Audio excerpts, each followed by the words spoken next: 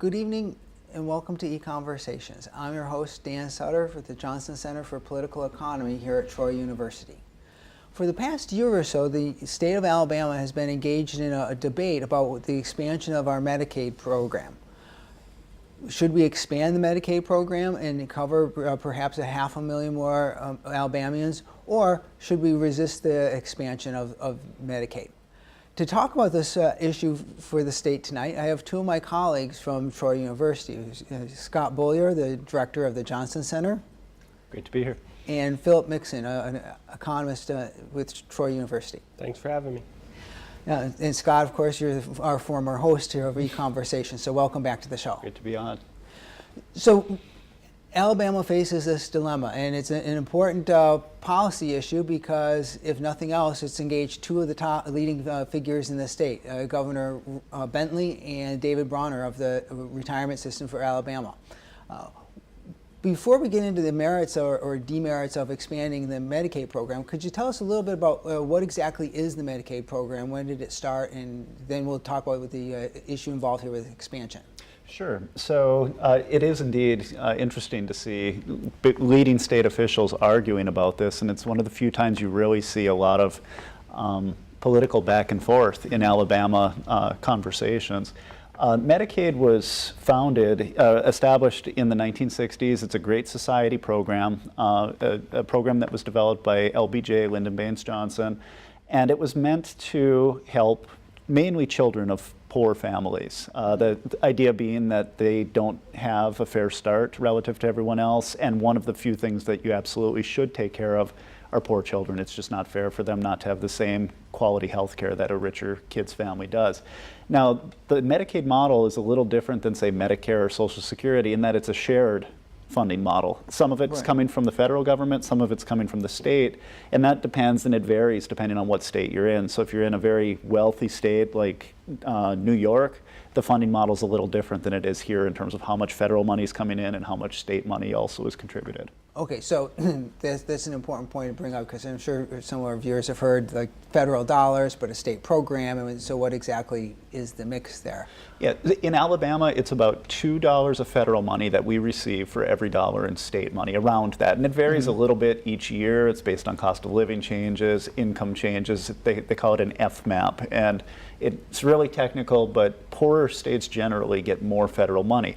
So every dollar that the state budget commits to eligible Medicaid expenses, the federal government matches with $2 more. So the idea being that we shouldn't be on the hook fully, but states should also have control over their programs. And one of the interesting things about Medicaid is there's a fair amount of variation across states as to what will be covered, what benefits to provide, what the thresholds are for income in covering people. And some states have very generous programs like covering working adults. Other states like Alabama, the threshold for covering working adults is very, very low. You almost can't make any money to be covered under Medicaid. Now, the expansion of Medicaid is related to the Affordable Care Act. And so what exactly is the relationship between these two proposals? Yeah, so under the Affordable Care Act, states, according to the Supreme Court decision that was very controversial 2 summers ago, I think, states have the right to decide whether they want to expand Medicaid coverage or not. And the expansion involves taking poor adults and putting them on Medicaid. And the threshold is 133% of income. So right now in Alabama, in order to be an adult eligible for Medicaid, you have to be at or below 11% of the poverty level, which is like, I want to say $3,000. So if you're making that level or less as an individual, you can get Medicaid coverage. Right.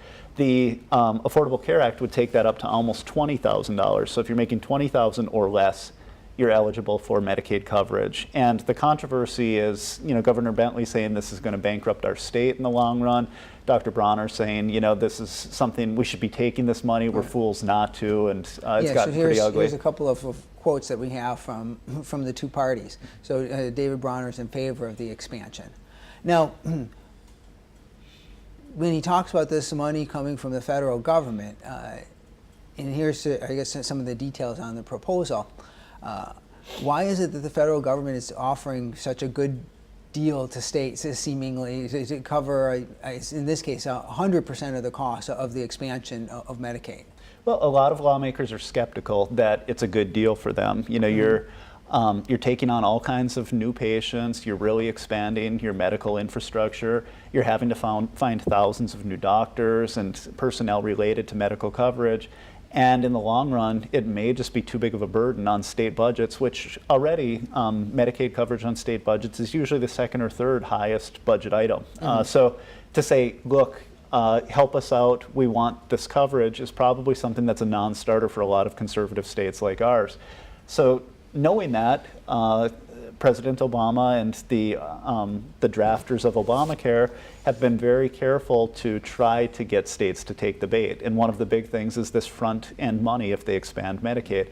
The idea being that we've got the costs for the first 5 years, which is making Dr. Bronner's statement accurate. It's completely accurate that the federal government's giving us free money in some respect, but it's 5 years of money, and then the state is going to take over a large share of those costs afterwards. So their disagreement in some sense is about time horizons. You know, are we talking about the long run for the state, or are we talking about just a very short moment in state history? And then just to fill things in, then these healthcare exchanges, which include some subsidies for purchase of insurance, and then the requirement that people have to buy insurance or pay a tax. Those are for higher income individuals, right? So there's a two-part strategy to try to expand coverage. That's correct. Yeah. So the exchanges here in Alabama, most counties, the only option in the exchange market is Blue Cross Blue Shield. So it's very limited in terms of the number of choices that you have, but it's designed to address employers and employees that are small employers and that are just, you're kind of caught in between where your employer doesn't want to offer insurance to you, but it's going to be way too expensive for you to do it completely on your own. So what have other states been doing in terms of expanding Medicaid?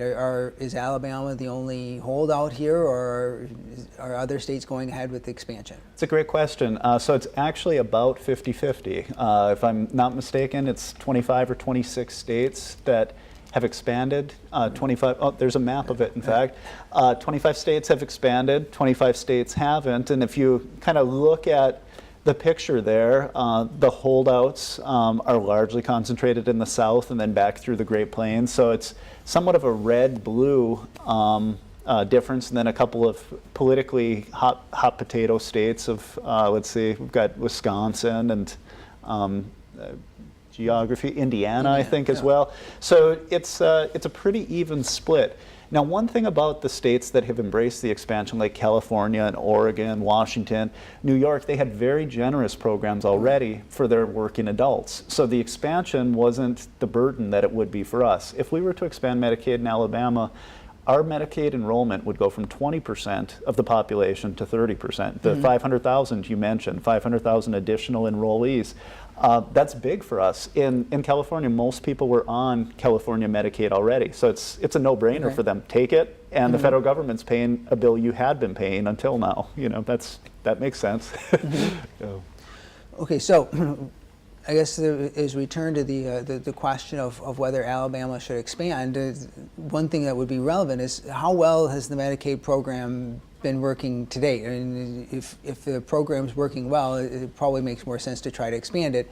If the program's not been working well, then it's probably less advantageous to expand a failing ship. Right, and that's a good question, and something I'm particularly concerned about. And when you think about working well, you can think about it in a couple of different ways. Quality of care for the patients, you know, and also costs to taxpayers. Those are two relevant margins that we should be thinking about. The quality of care and the experiences the poor are experiencing on Medicaid have not been that great. And a lot of economists, health economists, have looked at this. Medicaid patients are experiencing significantly worse hospital stays. They're more likely to die from similar treatments. They're staying in the hospital more days, and this has all been tested very carefully statistically. And the amount of wait times and a lot of other things you might look at and saying, was this a good experience, are worse for them. So the current system is very bureaucratic.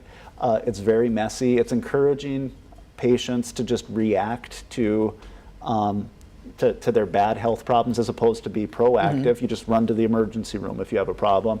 And all of this is leading to a consensus that it's not real great for them. On the cost side or on the taxes side, it's also been a significant burden to taxpayers. It's an entitlement program that's growing quickly.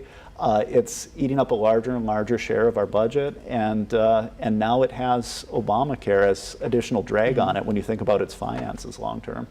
Well, and Phillip, you've documented that Alabama actually faces like a doctor shortage, or we have fewer physicians than we should probably have already. Right.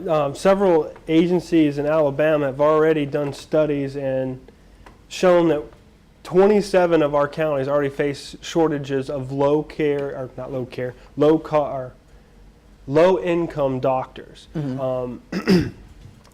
If you look at it, especially North Alabama, you're looking at counties that don't have enough doctors right now, and now we're going to add more. So it's just to have more people on the Medicaid, doesn't seem like we have enough to do it right now. Okay. Well, and that's probably related to the level of reimbursement that doctors are receiving under the Medicaid program, right? Right. To think of it in a general equilibrium kind of framework, you have supply, you have demand. If you don't have enough supply, demand increases, prices go up, supply will react for higher prices, get more doctors. But the prices are set by the government, so they're set in stone. They can't increase, so the shortages just get worse by adding more patients to the rolls. Well, in addition to the possibility of the state of Alabama getting this federal dollars to expand Medicaid, a couple of studies by economists in the state have taken a look at the likely impacts of the expansion of the program on the state's economy, and suggest that it actually could be a very good thing for the state's economy to expand Medicaid. Dr. Bronner has mentioned how it is that this could lead to lots of jobs in the healthcare field. Now, we wanted to take a look at a few of the numbers that these other studies at the University of Alabama, Birmingham, and University of Alabama have come up with. And this is one to just start here, showing the share of Alabama's cost of the Medicaid expansion. And this confirms what we've been talking about, right? Yes, it's a very small cost relative to how much the federal government is going to be contributing. And I'm not sure exactly what time period this is for, but in the short run, it's almost completely federally funded. And there's a little bit of sloppiness in saying federal money is free money. Someone somewhere is paying for even that money. And there are some very productive Alabamians who are being taxed more beginning this year thanks to Obamacare, who would say, actually, we're contributing in that way too. This whole federal thing, a little bit of that's coming from Alabama too. But yeah, the math is basically such that we face really strong incentives to take the money. And the state still has to pay some share of the cost, even in the next few years, where it's been reported that the federal government is going to be covering the whole amount, right, Phil? Right. It's been stated this is free money, but the U.S. government only pays for the cost of care. It doesn't pay for the administration cost. The state of Alabama would have to pick up the administration cost, even taking the quote-unquote free money. It's currently, Alabama is out 3.3%. So if every dollar coming in, 3 cents of it has to be covered by the state of Alabama, which doesn't seem much, but when you're talking billions of dollars, 3 cents is a lot. Mm-hmm. I think this is the administrative costs are projected and covered in these calculations, I think, that they have. But in addition to that, the studies are suggesting that yes, the state will have to pay some money, but there'll be increased tax revenue that the state will receive as a response of this increase in Medicaid. And here's a diagram, I think, showing these studies' revenue projections here in Alabama. This is over, I think, the first 5 or 6 years, and it shows that the increased tax revenues appear like they're going to offset or more than cover the increased cost, right? We'll have an issue with the way that they've done their tax calculations. First, they've included city taxes and local taxes, municipal taxes, county taxes in their tax collections. Well, cities, counties, towns don't pay for Medicaid. So you're offsetting the cost with money that doesn't go back to the same system. And you're basing your taxes, I mean, these studies use an 8.6% tax rate. Well, if you go back and use the same data set that they use just for the state, it comes back to 5.4%. So we're losing 3% off the top before we even start. Right. So, but at least they've been suggesting this isn't actually going to, our increased tax revenue will more than cover our cost, making it look like an even better deal. And then, hold on. And then also that there could be some significant economic benefits to the state, both in terms of overall economic activity and then jobs. This could be a way to create jobs. Almost $20 billion in total economic activity, 11,000 jobs in the healthcare sector, and 30,000 jobs in the Alabama economy overall. Right? So, well, one of the economic impact or the economic activity is, I think it's a little skewed in that they're counting all the federal dollars as direct impact or direct spending in the economy. All it is covering Medicaid patients. So there is no actual direct impact until these people who get insurance spend the money or use the service to get covered. Well, that's fine if you're going to use it, but then at the same time, you've got 11,000 jobs in the healthcare sector that we already faced. We talked before. We've already, we have a shortage of doctors. We have a shortage of nurses. Roughly 60 of the 67 counties in Alabama have a shortage of doctors. Okay? If we have a shortage of doctors, the price of medicine or healthcare should be going up to get patients, or not patients, get doctors now. And we can't attract them now. Now that we're going to increase the rolls, our Medicaid rolls, and now we're going to get new doctors to face price controls from the federal government. I think just to add to that, nationally, 1 in 3 doctors aren't taking Medicaid patients right now. They're just, it's complicated and the payoff isn't worth it for me. If you add to that, yet the pricing pressure may not show up in a regulated market where you can't raise prices there, but you have all these people really wanting health care, and it might show up on the costs for the rest of us, and that's a troubling consideration to keep in mind. Now, one thing that's been suggested in the debate about the expansion is that if the state were to decide that the cost, once we have to start paying a higher share of the cost, that we're too great, we could always roll back the expansion. And instead of having to pay for not all of it, but start some more of it ourselves. Is that likely at all, that we could roll back the expansion after expanded? I hate to laugh, but it's when's the last time a government program expanded and then retracted? You're going to expand health care to these people, Medicaid to these people, and then in 3 years say, well, we can't afford it, you don't have coverage anymore. From an electable standpoint, that's not possible. It's the basic logic of an entitlement or an entrenched interest. As soon as you have it, you're going to fight like heck against it, and it's hard to imagine. And this is why you really, when you get back to this issue of time horizons, you have to think about, is this really that great a deal for Alabama long term? Because you take it and it's a whole new world for Alabama that will never go back to the way it was before. And the fact that the federal government, once we get to 2020, is going to be paying 90% of the cost of the expanded Medicaid system isn't guaranteed in any stretch. Yes, one of the things that I always, when you're talking about matching funds, the government can change that match whenever they have a budget shortfall, whenever there's a debt ceiling crisis, whenever there's a budget crisis, this is an easy money that they can take off the table. Well, we'll match at 70% now, or instead of 90%, or we'll go back to the old system of 65%, or whatever. So it's to say that we're going to be on the hook for 10%. You're on the 10% today. Who's to say what's going to happen? The political calculations that happen next week. And that could end up being a significant chunk of money that the state would have to start to pick up, right? Yeah, and from a federal standpoint, you can imagine the 2016 election leading to a change in Washington. And there's just chronic problems at the Washington level of deficits and debt and rising entitlement costs. So this is an easy one. Obamacare is not real popular anyway. And let's at least take some of the costs off of the federal taxpayer and look like we're at least cleaning Washington's house. But it's going to come at the expense to those who have actually expanded.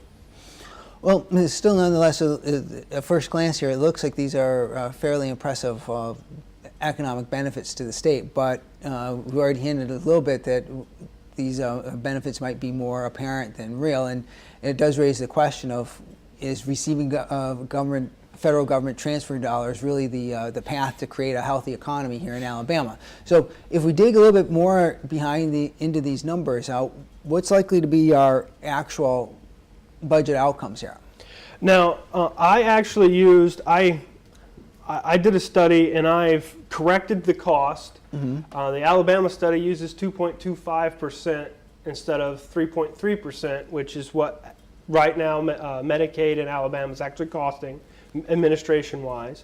And I corrected the tax estimates to just the state taxes, just the taxes that would go into paying for Medicaid, and it doesn't paint a good picture.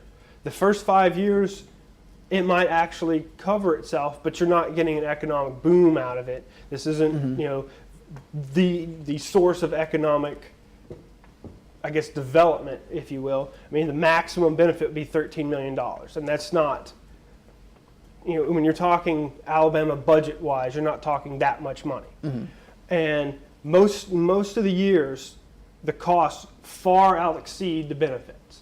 I mean, will there be economic activity? Sure. People are going to the doctor's spending money. But the amount that they're saying is going to happen just doesn't seem to hold water when you look at the actual cost versus state benefit. Not, Birmingham might get money out of it, but how's that going to help pay for the system? No. This is another element with the economic impact would be that some of the folks who would be eligible for coverage under Medicaid certainly are going to doctors, are receiving medical care. I mean, almost one of the myths about this discussion of uninsured Americans is that virtually no Americans are denied health care coverage. So, I mean, at least some of that spending is already occurring, right? And so it's not going to all be new expenditure. Right. That's actually referred to DHS, or just proportionate share payments. It's the federal government pays for the I always mess this word up. Indigents. Indigents. Thank you. And mentally incapable, the people who can't afford to pay that still have to go to the doctor. Right. Well, the federal government pays for that now. And they're going to cut some of these payments. But these cuts happen regardless of what Alabama does, regardless of what Mississippi does. They are going to cut these payments. So to me, it's a non-calculation because it's happening whether we want it or not, whether you expand or not. I mean, only people that would have a vested interest would be hospitals. And so this reduced economic impact is going to translate into fewer jobs, right? There'll be less job growth than the Alabama and Alabama Birmingham studies were projecting, right? Right. I actually, when I looked at the job numbers, there was not a significant amount to even report, because how does giving someone health insurance, or not health insurance, Medicaid coverage, create a job? If it does create a job, it creates a state government job, or it creates lack of a better term, a bureaucrat. And it becomes instead of an actual growth tool, it becomes we're just going to grow government. Growing government to grow government. Okay? We already face a shortage of doctors and nurses. Where are they going to come from? Okay? I've actually got, the state of Mississippi they've used this same type of calculations to say, we don't want the money, we don't have the doctors. We don't have the people to fill these jobs that we're projecting that they're going to be here. Okay? So if it's just jobs you're looking for, there's better ways to get jobs than Medicaid. I think that's a really good point too, is that one of the fundamental flaws in this quality issue of what exactly are we creating is that the revenue is it's mainly tax revenue, you know, and you're treating that as a good, and that's extremely problematic. You're indeed creating a massive bureaucracy and agency, and that's in the long run a burden, and it makes it harder for our state to grow, for our country to grow as well. And I mean, ultimately, I think, you know, Scott, you and I have talked about this before, but the setup that the federal government has used here on the expansion just illustrates some of what's wrong with our fiscal budgetary process here, because as Dr. Bronner points out, this is a good deal. It surely looks like a good deal, and it's in our own fiscal best interest, seemingly, to take a deal like this. But if that isn't, you know, just because it might be in our best interest, when you think of it narrowly, it doesn't mean it's in the nation's best interest. That's right. And, you know, you have to always approach offers from the government with a great deal of caution. You know, if it's too good to be true, it just might be. And that's the nature of a lot of these matching grant models, is you're on the hook. Back not so long ago, road projects were something that there were matching grant formulas, and a lot of money went into building new roads and building highways. And I think in many cases those were regrettable decisions for the states, because they're on the hook for maintenance and all kinds of unforeseen things that in the long run may have burned them and led to overbuilding. And if I can add, it turns into a blackmail, I won't say blackmail, extortion type of scheme, where how does the federal government get their priorities? Let's say if you don't do it, we take your tax dollar, we take your highway money. If you don't raise the drinking age to 21, you don't get any federal highway money. Yeah. If you don't have a 55 mile an hour speed limit, you don't get any federal highway money. Louisiana took their chances losing it and drive the roads in Louisiana. And just to add on to that, one of the things you lose with the expansion and what you lose with Medicaid is this freedom to experiment. And if there was anything that was really good about Medicaid, was that it allowed for a lot of experimentation across states. And now that is being taken away for a one-size-fits-all approach, at least to the working adults, so that you can't solve your problems in your own way at the state level, and it's deeply troubling. Well, thank you very much, gentlemen. We've come to the end of our time, and thank you for joining us on EconVersations. Join us again next time for another EconVersation.